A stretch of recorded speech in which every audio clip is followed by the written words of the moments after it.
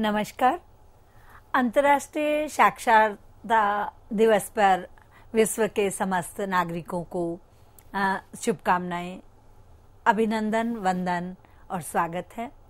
इससे पूर्व के व्याख्यान में हमने विस्तृत चर्चा करी कि साक्षर कौन है, साक्षरता क्या है, साक्षरता का आरंभ कब हुआ, साक्षरता का संकुचित अर्थ क्या है, साक्षरता का विस्तृत अर्थ क्या है और साक्षरता क्यों आवश्यक है। और लिटरेसी में यानी साक्षरता में 3 आर, पढ़ना, लिखना और सामान्य गणित तीनों समाहित है। इस चर्चा को आगे बढ़ाते हैं और आज हम बात करते हैं वर्ष 2021 8 सितंबर अंतर्राष्ट्रीय साक्षरता दिवस का विषय। 1966 से प्रत्येक वर्ष संयुक्त राष्ट्र संघ विश्व साक्षरता दिवस के आयोजन के लिए एक विषय का निर्धारण करता है, यानी एक प्रसंग रखता है, एक थीम रखता है, एक विषय निर्धारित करता है, जिस विषय के इर्द गिर्द विद्यालयों में, महाविद्यालयों में, विश्वविद्यालयों में जो निजी स्वायत्त संस्थाएं हैं और सरकारी जो संस्थाएं हैं, यहाँ पर अंतर्राष्ट्रीय साक्षरता दिवस का आयोजन किया जाएगा और उस विषय के इर्द गिर्द चर्चा होगी, प्रतियोगिताएं होंगे, आयोजन होंगे। तो एक संयुक्त राष्ट्र संघ एक विषय, एक प्रसंग निर्धारित करता है। इस वर्ष यानी 2021 में मानव केंद्रित पुनर्प्राप्ति के लिए साक्षरता, डिजिटल विभाजन को कम करना, इस वर्ष का जो विषय है वो ये है, डिजिटल मानव केंद्रित पुनर्प्राप्ति के लिए साक्षरता, डिजिटल विभाजन को कम करना, literacy for a human centred recovery, nourishing the digital device विषय रखा गया है। गत वर्ष 2020 में कोविड-19 संकट और उससे परे साक्षरता और शिक्षा विषय था, यानी 2020 का जो विषय था वो था कोविड-19 संकट और उससे परे साक्षरता, और इस वर्ष का जो विषय है वो है मानव केंद्रित पुनर्प्राप्ति के लिए साक्षरता। विश्व और भारत की साक्षरता दर और राष्ट्रीय अंतर्राष्ट्रीय गणना पर भी थोड़ा सा बातचीत हो जानी चाहिए। वैश्विक स्तर पर शिक्षा के माध्यम से निर्धनता का उन्मूलन, बाल मृत्यु दर में कमी, लैंगिक विषमता को समाप्त करना एवं जनसंख्या वृद्धि का नियंत्रित किया जा सकता है। शिक्षा यानी शिक्षा, ये जो 4 बातें मैंने आपसे चर्चा में कही, शिक्षा के माध्यम से वैश्विक स्तर पर, अंतर्राष्ट्रीय स्तर पर हम शिक्षा के माध्यम से निर्धनता का उन्मूलन कर सकते हैं, यानी गरीबी को कम किया जा सकता है। बाल मृत्यु दर में कमी, यानी जो चाइल्ड डेथ हमारी होती है उसमें भी कमी लाई जा सकती है। लैंगिक विषमता को समाप्त, जो जेंडर बायस लोग हैं या लैंगिक विषमता की जो बात होती है वो भी समाप्त हो सकती है, और जनसंख्या वृद्धि को नियंत्रित किया जा सकता है। ये शिक्षा, जो ये 4 हमारी एक, जिसे मैं कहूंगी ज्वलंत सुरसा की जैसे जो मुंह बाए हमारी समस्याएं विश्व स्तर पर खड़ी है, इनको नियंत्रण में शिक्षा के द्वारा लाया जा सकता है।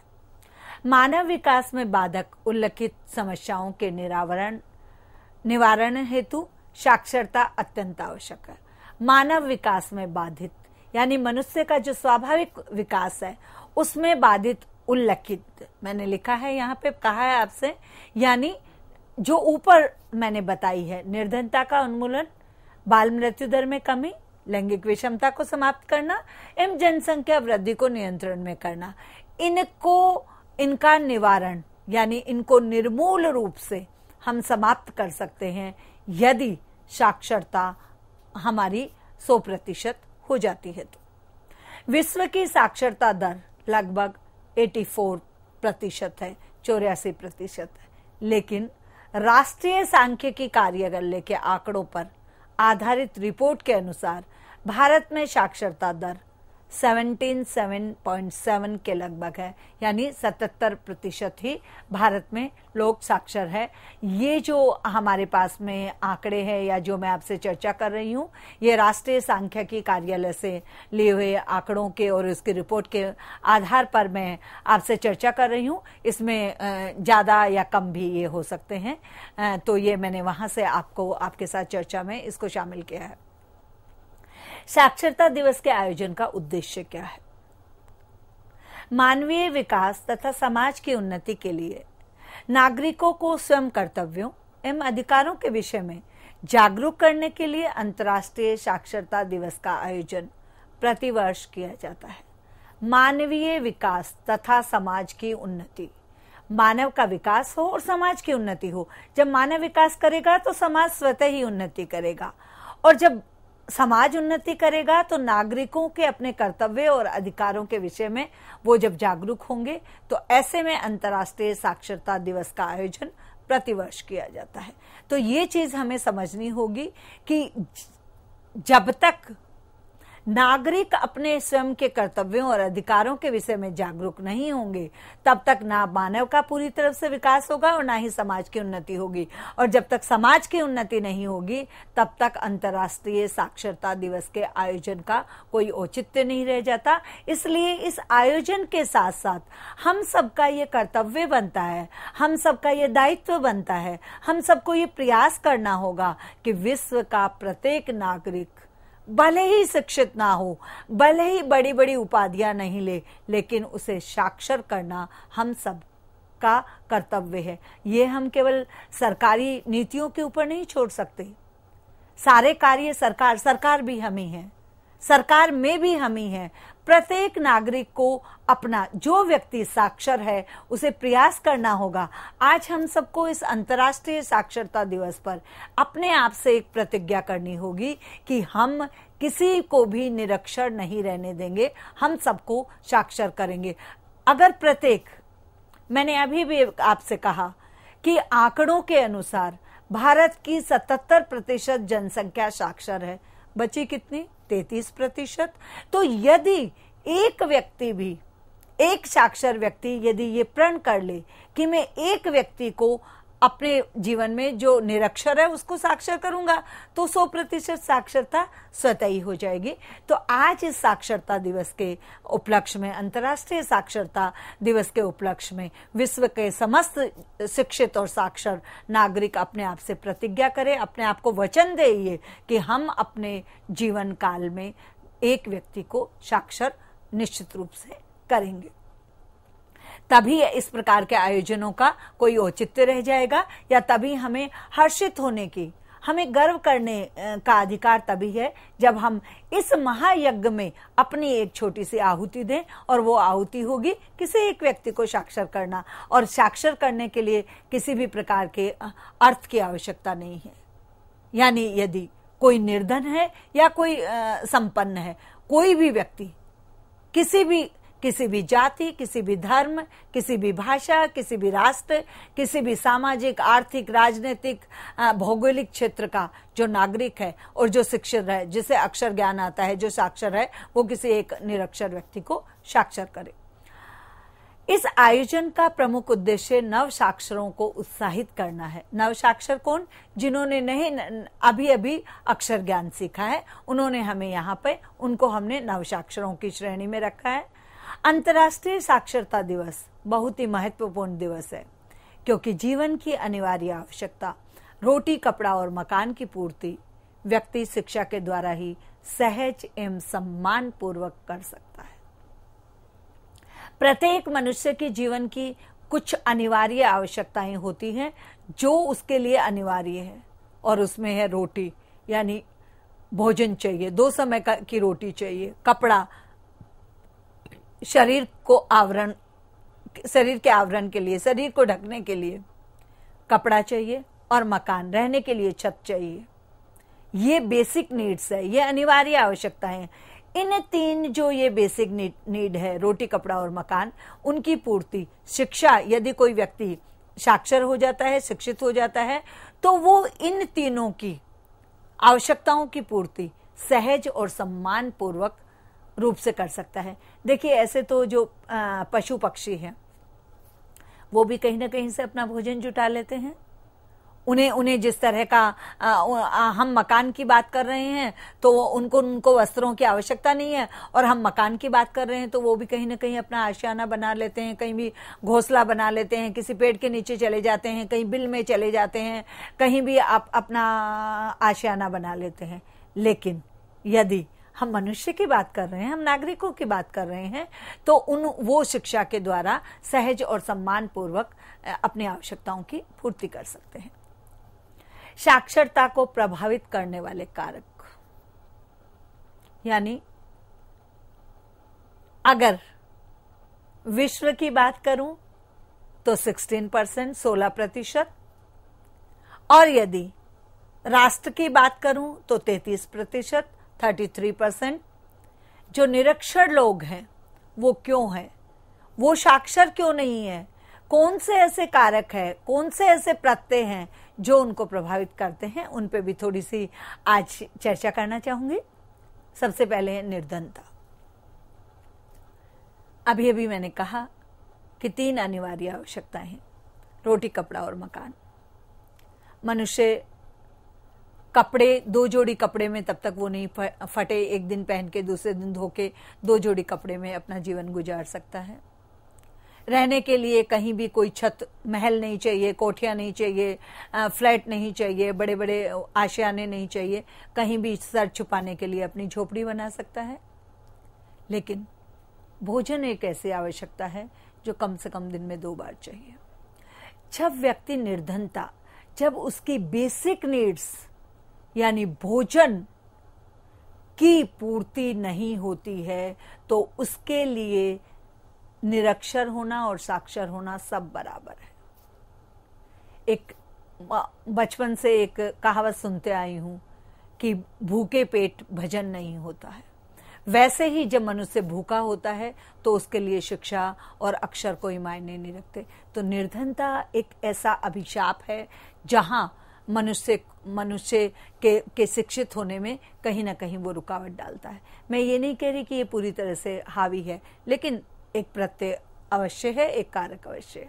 भ्रष्टाचार, वैसे भी संविधान में शिक्षा का अधिकार है, और उसके बाद में आर्टिकल 21A में निःशुल्क एवं अनिवार्य शिक्षा के अधिकार के तहत भी सभी को 6 से 14 वर्ष के बालक बालिकाओं को निःशुल्क एवं अनिवार्य शिक्षा का अधिकार सरकार की 2010 अप्रैल में ही ये योजना ला दी गई थी, और सभी राज्यों में इसे लागू कर दिया गया था। उस समय जम्मू एंड कश्मीर को इससे अलग रखा गया था, लेकिन आर्टिकल 370 के बाद तो वो भी वहां भी इसको लागू कर दिया गया है। लेकिन जो भ्रष्टाचार है उसके कारण भी जो ये सरकारी नीतियां हैं वो पूरी तरह से लागू नहीं होती है। वो इसलिए नहीं होती है कि कहीं ना कहीं जो इससे जुड़े हुए जो लोग हैं उनका जो चरित्र का पतन हो जाता है, यानी वो भ्रष्टाचार करते हैं, उसके कारण भी पूरी तरह से। जब साक्षरता अभियान चला था, जब प्रौढ़ शिक्षा अभियान चला था, मैं जानती हूं, आप सब भी जानते हैं कि आंकड़ों में कुछ गिनती और होती थी, लेकिन वास्तव में उतने लोग साक्षर नहीं हुए, शिक्षित नहीं गए। ये भी एक कारण है। रंग भेद एवं जातिवाद, हम 21वीं सदी में हैं, तकनीकी एवं विज्ञान के युग में जी रहे हैं, लेकिन आज भी भारत में ही नहीं, अंतर्राष्ट्रीय स्तर पर विश्व के अनेक राष्ट्रों में रंग भेद और जातिवाद के कारण भी साक्षरता प्रभावित हो रही है।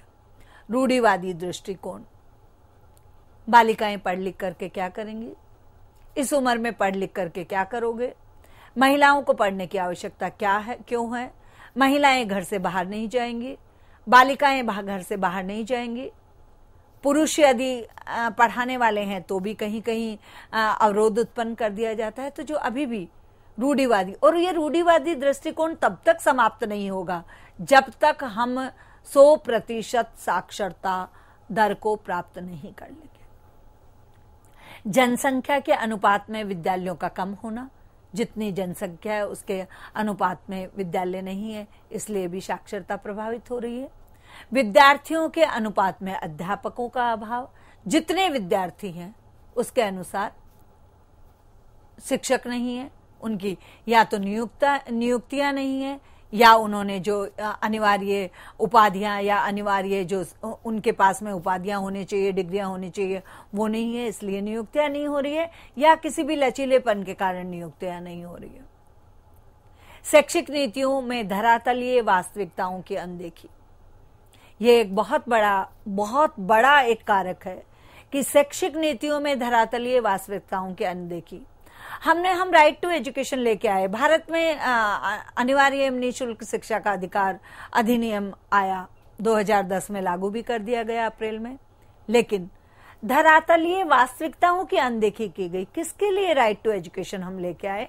हम राइट टू एजुकेशन लेके आए जिनके बालक बालिकाएं विद्यालय तक नहीं जाते थे, जो आर्थिक रूप से सक्षम नहीं थे, जो गरीबी में जी रहे थे, जिनमें जागरूकता नहीं थी, लेकिन उनको इसके लिए जागरूक ही नहीं किया गया। आज भी कितनी ऐसी जनसंख्या है जिनके लिए होना चाहिए, उन्हें जानकारी नहीं है कि राइट टू एजुकेशन एक्ट क्या है, अनिवार्य एवं निःशुल्क शिक्षा का अधिकार क्या है। हाँ, यहाँ ये मैं जरूर कहना चाहूंगी कि कुछ नीतियां हमने परिवर्तन करी है और उससे साक्षरता दर निश्चित रूप से बढ़ रही है। भारत में साक्षरता, राष्ट्रीय साक्षरता मिशन की स्थापना 5 मई 1988 को 15 से 35 वर्ष की आयु के सभी निरक्षर व्यक्तियों को कार्यात्मक साक्षरता प्रदान करने के उद्देश्य से तत्कालीन प्रधानमंत्री श्री राजीव गांधी जी ने की थी। विश्व के देशों में साक्षरता के अलग अलग मानक हैं। भारत में राष्ट्रीय साक्षरता मिशन के अनुसार अगर कोई व्यक्ति अपना नाम लिखने और पढ़ने की योग्यता प्राप्त कर लेता है तो उसे साक्षर की श्रेणी में सम्मिलित किया जा सकता है। भारत में साक्षरता के बढ़ते कदमों की यदि हम बात करें तो भारत में सरकार द्वारा साक्षरता को बढ़ाने के लिए 1998 में 15 से 35 आयु वर्ग के लोगों के लिए राष्ट्रीय साक्षरता मिशन और 2001 21 में सर्व शिक्षा अभियान की शुरुआत करी गई। वर्ष 2001 में ही सर्वोच्च न्यायालय द्वारा सभी राज्य सरकारों को सरकारी सहायता प्राप्त विद्यालयों में पढ़ने वाले विद्यार्थियों के लिए निःशुल्क भोजन देने की व्यवस्था करने का आदेश दिया गया, जिसे हम सब आज मिड डे मील योजना के नाम से जानते हैं। मिड डे मील योजना यानी मध्यावकाश का भोजन, मिड डे मील योजना। मिड डे मील एक ऐसी योजना है जिसने अवश्य साक्षरता दर बढ़ाने में अहम भूमिका निभाई है। इसके अंतर्गत विद्यालयों के बच्चों को प्रतिदिन विद्यालय में निःशुल्क भोजन दिया जाता है। गरीबी से त्रस्त अभिभावक एक समय के भोजन के लिए अपने बच्चों को विद्यालय भेज देते हैं। हमने अभी जब साक्षरता में बाधक कारकों की बात करी तो हमने निर्धनता बिंदु पे भी बात करी थी, और ऐसे में जो ये मिड डे मील योजना है उसने जो असमर्थ या जो जिसे मैं कहूंगी गरीब या जिनकी रोटी की अनिवार्य आवश्यकता पूरी नहीं हो रही, ऐसे अभिभावकों ने एक समय के भोजन के लिए ही सही, लेकिन उन्होंने अपने बालक बालिकाओं को विद्यालय तक पहुंचाने का काम किया है। तो जो मिड डे मील योजना है ये हमारी साक्षरता दर को बढ़ाने में इसने एक अहम भूमिका बढ़ाई है। पेट की आग और रोटी की आस, ये एक आर्टिकल है ये जो मैंने लिखा था और कॉफी हाउस में ये न्यू दिल्ली पोस्ट में हुआ था कि इसलिए भी रोटी की आस और पेट की आग बुझाने के लिए भी हमारे जो नौनिहाल हैं वो विद्यालयों तक पहुंच रहे हैं, ताकि भोजन के साथ साथ शिक्षा, उनका साक्षरता उनकी द्वितीय प्राथमिकता है। प्रथम प्राथमिकता उनकी रोटी है और उस रोटी के लालच में ही चाहे वो विद्यालय जा रहे हैं, लेकिन ये साक्षरता में आगे बढ़ रहे हैं। निःशुल्क एवं अनिवार्य शिक्षा का अधिनियम जिस पे हम चर्चा कर रहे थे, भारतीय संसद द्वारा वर्ष 2009 में निःशुल्क एवं अनिवार्य शिक्षा अधिनियम को पारित किया गया। संविधान के अनुच्छेद 21A में 6 से 14 वर्ष के बच्चों के लिए निःशुल्क एवं अनिवार्य शिक्षा की व्यवस्था की गई है तथा 86वें संशोधन द्वारा 21K में प्राथमिक शिक्षा को समस्त भारतीय नागरिकों को का मूलाधिकार बना दिया गया है। 1 अप्रैल 2010 को जम्मू कश्मीर को छोड़ के संपूर्ण भारत में निःशुल्क एवं अनिवार्य शिक्षा के अधिकार को लागू कर दिया गया। उसके अलावा भी हमारी कुछ योजनाएं हैं, जैसा कि हम 2021 अंतर्राष्ट्रीय साक्षरता दिवस के विषय की बात हम पूर्व में कर चुके हैं और वो हमारा जो डिजिटल साक्षरता अभियान है वो भी कुछ इससे मिला जुला है। प्रधानमंत्री ग्रामीण डिजिटल साक्षरता अभियान। डिजिटल साक्षरता क्या है? डिजिटल अर्थात कंप्यूटर, स्मार्टफोन, टैबलेट आदि अर्थात इलेक्ट्रॉनिक उपकरणों के द्वारा अंकों से सूचना देने और अंकों में दर्शाने वाला ईमेल भेजना, प्राप्त करना, इंटरनेट ब्राउज करना, सरकारी सेवाओं का प्रयोग करना, सूचनाएं प्राप्त और प्रदान करना, आवेदन करना, डिजिटल भुगतान आदि डिजिटल साक्षरता है। यानी आप जब किसी भी तकनीकी उपकरण के द्वारा यदि आप संदेश भेजते हैं, संदेश प्राप्त करते हैं, ईमेल भेजते हैं, ईमेल प्राप्त करते हैं, सरकारी आवेदनों के लिए पोर्टल पर जाकर के अपनी सूचनाएं यानी अपना फॉर्म भरते हैं या सूचनाएं प्राप्त करते हैं, या आप बैंकों में या विभिन्न जगह आप चाहे पेटीएम करते हैं, आप चाहे NEFT करते हैं, आप चाहे नेट बैंकिंग करते हैं, ये सारी चीजें आपकी डिजिटल भुगतान है और ये सारे डिजिटल साक्षरता यानी आपके डिजिटल लिटरेसी के अंतर्गत आते हैं। व्यक्तिगत उपस्थिति के स्थान पर इलेक्ट्रॉनिक उपकरणों के द्वारा जो कार्य आप करते हैं वो डिजिटल साक्षरता है। राष्ट्रीय डिजिटल साक्षरता मिशन वर्ष 2020 तक भारत के प्रत्येक घर में कम से कम एक व्यक्ति को डिजिटल साक्षर बनाने के उद्देश्य से इस योजना का प्रारंभ किया गया। राष्ट्रीय डिजिटल साक्षरता मिशन परियोजना का उद्देश्य तकनीकी दृष्टि से विशेषकर ग्रामीण पृष्ठभूमि से जुड़े निरक्षर वयस्कों की मदद करना है, जिससे वे शीघ्रता से डिजिटल दुनिया से परिचित होकर अपना कार्य सफलता से कर सके। यानी प्रत्येक घर में कम से कम एक व्यक्ति ऐसा हो जिसे डिजिटल मोड पे काम करना आए, उसे तकनीकी की ज्ञान हो और विशेषकर ये ग्रामीण गांवों में रहने वाले जो वयस्क यानी एक युवा से आगे जिसे मैं कहूंगी प्रौढ़ावस्था के जो नागरिक हैं उनके लिए इसका आयोजन किया गया। इस प्रकार से आज का ये जो हमारा विशेष व्याख्यान श्रृंखला है, जो हम अंतर्राष्ट्रीय शिक्षा दिवस के उपलक्ष्य में आज ये विचार विमर्श ये चर्चा कर रहे हैं, इस चर्चा में हमने जो चर्चा की है वो सबसे बड़ी बात तो मैं पुनः अपनी बात को दोहराना चाहूंगी और पुनः मैं आप लोगों से कहना चाहूंगी कि अंतर्राष्ट्रीय शिक्षा दिवस पर समस्त विश्व के नागरिकों को ये प्रण करना होगा, ये प्रतिज्ञा करनी होगी, अपने साथ में एक वचनबद्धता करनी होगी कि प्रत्येक व्यक्ति किसी एक व्यक्ति एक निरक्षर व्यक्ति को साक्षर करे। और इसीलिए हम कह रहे हैं कि आओ साक्षर बने, अक्षर से साक्षरता के लिए सबका आयोजन करें। और साक्षरता दिवस हमने चर्चा करी कि साक्षरता दिवस का आरंभ कब हुआ, साक्षरता दिवस क्यों मनाया जाता है। साक्षरता के लिए कोई आयु सीमा नहीं होती, यानी ये आयु के बंधन से पार है। उसके बाद में चाहे भाषा कोई भी हो, उसके वर्णमाला का ज्ञान होना यानी पढ़ना और लिखना आना, अक्षर का ज्ञान आना बहुत ही नितांत जरूरी है। अक्षर से साक्षरता और साक्षरता से शिक्षा, जिसमें बहुत ही सुंदर शब्दों में हम समझ रहे हैं, मान रहे हैं, विचार रहे हैं और सुनते आ रहे हैं कि विद्या ददाति विनयम, विनयम ददाति पात्रता। सब पढ़ेंगे तभी सब बढ़ेंगे।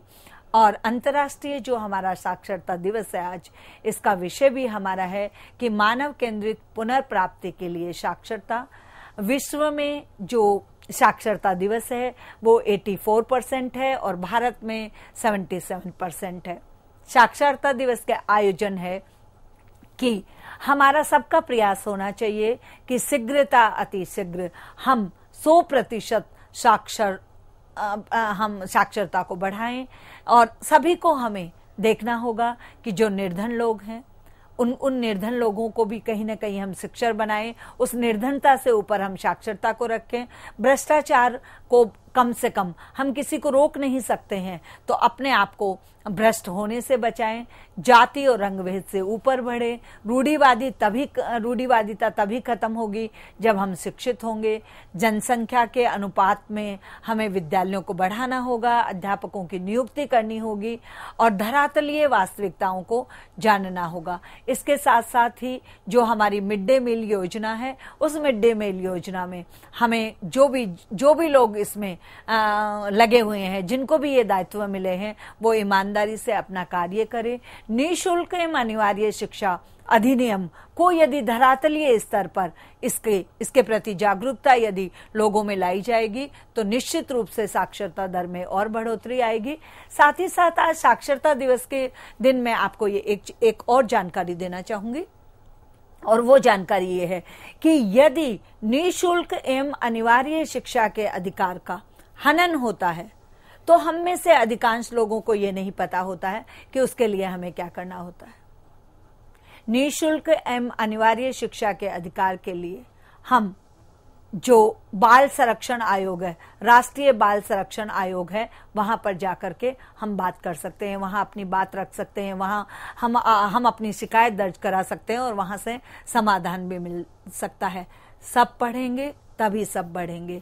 और मैं पुनः दोहरा रही हूं कि आज हम इस चर्चा के माध्यम से सब अपने आप से एक प्रतिज्ञा ले रहे हैं कि हम सभी आज ही के दिन से ये कार्य शुरू करेंगे कि प्रत्येक एक शिक्षित नागरिक, प्रत्येक एक साक्षर व्यक्ति, एक निरक्षर नागरिक और एक निरक्षर व्यक्ति को साक्षर बनाने का बीड़ा उठाएगा। हम ये सोच करके अपनी आंखें बंद नहीं कर सकते कि ये सरकारी कार्य है, ये राज्य के कार्य हैं, या ये केंद्र के कार्य हैं, या सरकार के कार्य हैं।